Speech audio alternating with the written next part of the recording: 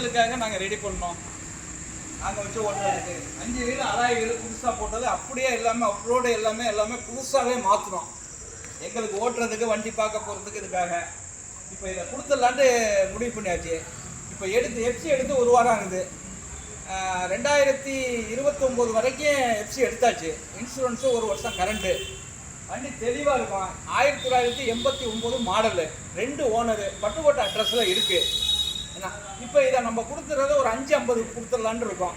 நேராக இப்போ நானே இந்த வண்டியை ட்ரைவ் பண்ணுறேன். நேராக பாருங்கள், வண்டி இன்ஜின் கண்டிஷன், சவுண்டு எல்லாமே பக்கமாக இருக்கும். இங்கே பாருங்கள், சின்ன ஸ்டேரிங் போட்டு ஆல்ட்ரு பண்ணது.